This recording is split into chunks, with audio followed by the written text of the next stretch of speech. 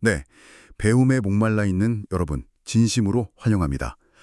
요즘 복잡한 국제정세 뉴스를 보시면서 아니 그래서 이게 도대체 나랑 무슨 상관인데 이렇게 느끼신 적 되게 많으실 텐데요. 그렇죠. 사실 매일 쏟아지는 뉴스들이 우리 일상하고는 약간 멀게 느껴질 때가 많거든요. 맞아요.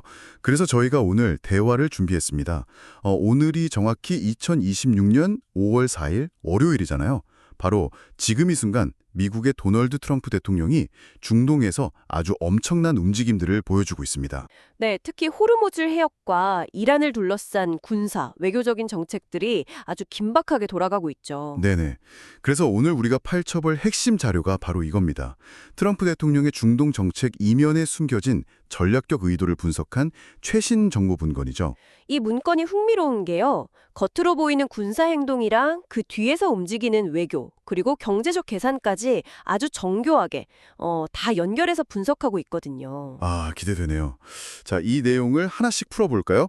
군사, 외교, 경제 이 세 가지 핵심 축을 통해서 그 숨겨진 기업 박스를 해체해보는 게 오늘 저희의 미션입니다. 아주 흥미로운 딥다이브가 될 것 같습니다. 아, 그리고 본격적으로 시작하기 전에 한 가지 꼭 짚고 넘어가야 할 게 있어요.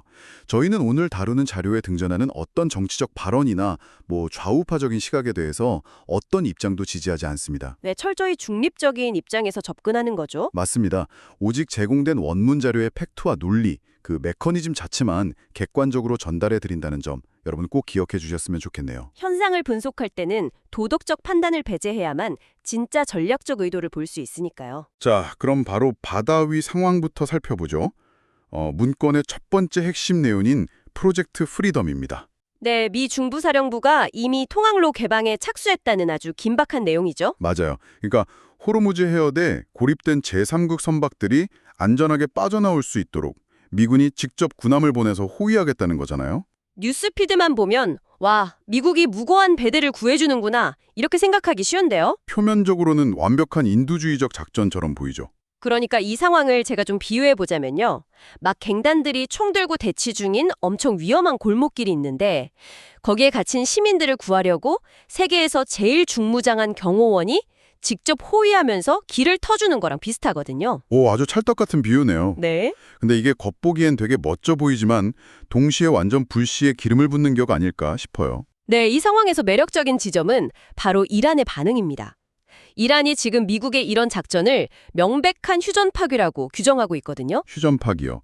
무력 대응까지 언급하면서 강하게 반발하고 있잖아요. 맞습니다. 호르무즈 해협의 그 지리적 특성을 이해해야 하는데요. 여기가 태평양처럼 넓은 바다가 아니잖아요. 상선들이 막 얽혀있는 아주 비좁고 혼잡한 수역입니다. 아, 거기에 미군의 거대한 이지스 구축함이 들어가는 거군요. 그렇죠? 그렇게 되면 이란 혁명수비대의 소형 고속정 부대랑 말 그대로 코앞에서 대치하게 되는 겁니다. 와, 코앞에서요? 그럼 여기서 의문이 하나 생기는데요. 미군 함정이 에스코트하면서 지나갈 때 이란 고속정들이 막 위협기동하면서 달려들면 어떻게 되는 거죠? 아주 위험한 상황이 펼쳐지는 거죠. 이건 마치 진짜 폭이 엄청 좁은 1차선 외나무 다리에서 마주 달리는 두 대의 트럭이 서로 핸들을 뽑아서 창밖으로 던져버린 치킨 게임 같지 않나요? 누구 하나 브레이크 안 밟으면 무조건 대형 사고잖아요. 정확합니다. 군사 전략에서는 이런 상황을 긴장 고조 사다리, 즉 에스컬레이션 레더를 의도적으로 타는 거라고 부릅니다. 의도적이라고요? 네, 이란이 휴전 파기라고 선언한 게 그냥 하는 말이 아니에요.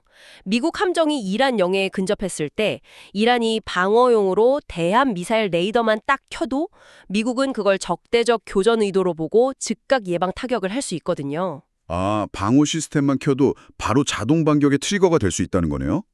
와, 엄청난 도박인데. 맞습니다. 물리적 충돌 위험을 최고조로 끌어올리는 행동이죠. 만약 물리적 충돌 위험이 이렇게 높다면 도대체 왜 미국은 D-Day까지 정해가면서 이런 강수를 두는 걸까요? 단순히 고립된 벼 몇 척 구하자고 이러는 건 아닐 텐데 여기서 정말 흥미로워지는 부분은 바로 이겁니다. 네, 바다에서 눈을 돌려서 백악관의 외교 문건을 봐야 하는 시점이죠. 맞아요. 그 파키스탄을 통해서 이란이 전달했다는 새로운 종전 협상안 말이죠.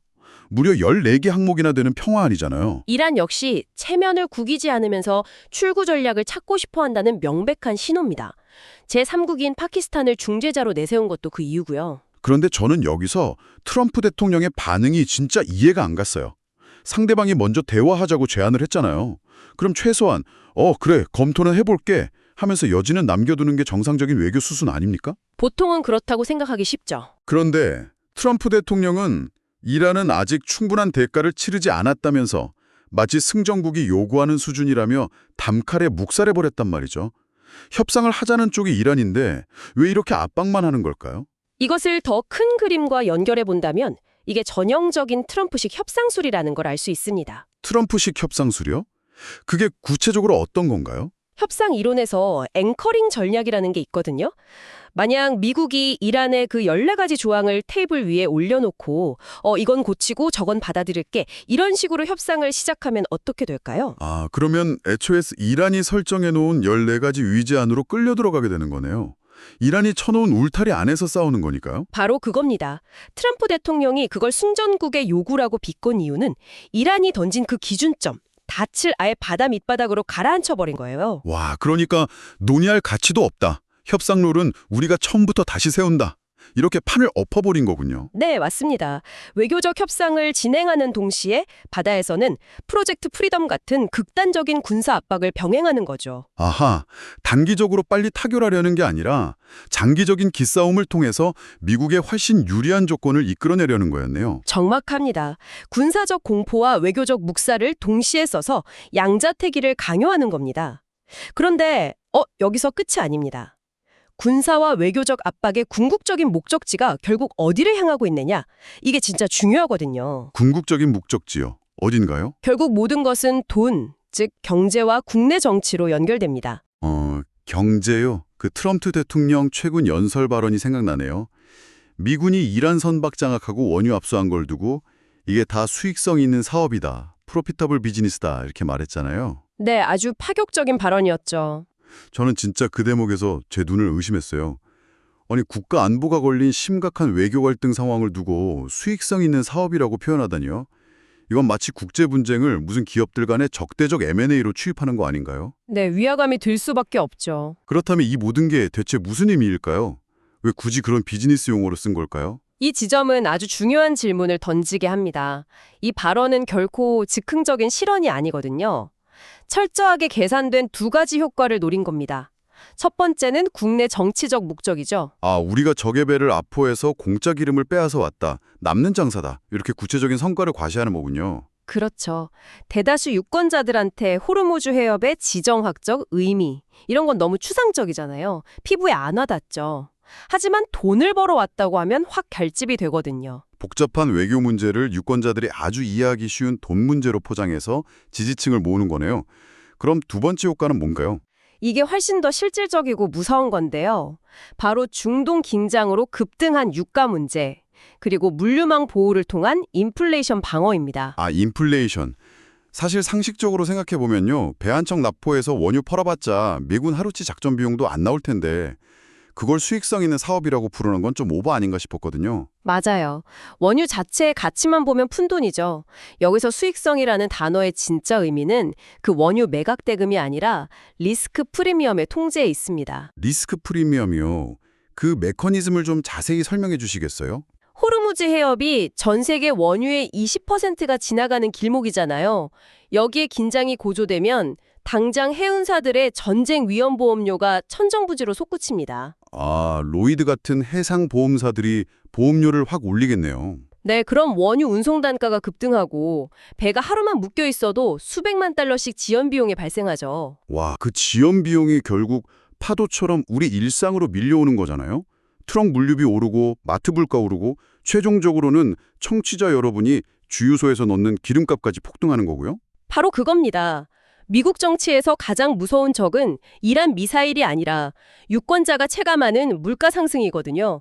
그러니까 미국이 무력을 써서라도 이 물류망을 지키고 글로벌 인플레이션의 방아쇠를 직접 통제하겠다는 아주 강력한 실리적 의지인 거죠. 세상에. 이렇게 보니까 모든 게 완벽한 논리 구조로 연결되네요. 오늘 저희가 분석한 내용 짧게 정리해보면요. 첫 번째 축은 군사적 직접 개입인 프로젝트 프리덤. 네, 긴장을 최고조로 끌어올렸죠. 그리고 두 번째 축은 14개항 평화원을 묵살하면서 주도권을 쥐려는 외교적 기싸움. 마지막 세 번째 축은 리스크 프리미엄을 통제해서 물가를 잡고 지지층을 결집하려는 경제적 실리. 와, 이게 진짜 톱니바퀴처럼 굴러가네요. 완벽하게 맞물리는 전력적 기억학습니다. 이란의 목줄은 조이면서 자국의 경제적 타격은 막아내는 이중 구조죠. 향후 며칠간 이란이 실제로 어떻게 대응할지가 이 완벽해 보이는 판의 최대 변수가 될 겁니다. 맞아요. 이란의 반응이 정말 중요하겠네요. 네, 그래서 오늘 대화를 마무리하면서 청취자 여러분이 스스로 한번 생각해 보실 만한 깊이 있는 화두를 하나 던져드리고 싶습니다. 오, 아주 좋습니다. 어떤 질문일까요? 협상 테이블에서 우위를 점하기 위해 군사행동을 레버리지, 즉 지렛대로 사용하는 것은 강력한 전략일 수 있습니다. 하지만 만약 상대방이 그 압박을 단순한 협상용으로 보지 않고 실질적인 전쟁 선고로 받아들여서 물러서지 않는다면 어떻게 될까요? 우와, 이거 진짜 무서운 가정이네요. 통제할 수 있다고 굳게 믿었던 그 군사적 레버리지가 어느 순간 통제불능의 뇌관으로 돌변해버리는 거잖아요? 맞습니다. 그렇게 폭발해버리는 순간 과연 이 수익성 있는 사업의 엄청난 청구서는 대체 누가 감당하게 될지 여러분도 한번 고민해 보시기 바랍니다. 와, 아주 묵직하고 도발적인 질문이네요. 여러분도 각자의 답을 한번 생각해 보셨으면 좋겠습니다. 자, 오늘 저희가 함께 탐구해본 이 문건 내용 어떠셨나요? 국제뉴스 한율이 얼마나 거대한 이해관계의 산물인지 실감이 나시죠? 네, 내일 아침 호르무즈 해협 속보를 보시면 이제 완전히 다르게 보이실 겁니다. 네. 배움에 목말라 있는 여러분, 오늘 깊이 있는 탐구에 함께해 주셔서 정말 감사합니다. 계속해서 이 지적 호기심과 날카로운 시선 유지하시길 바라면서요. 저희는 다음 시간에 더 흥미롭고 결정적인 자료를 들고 다시 찾아오겠습니다. 안녕히 계세요.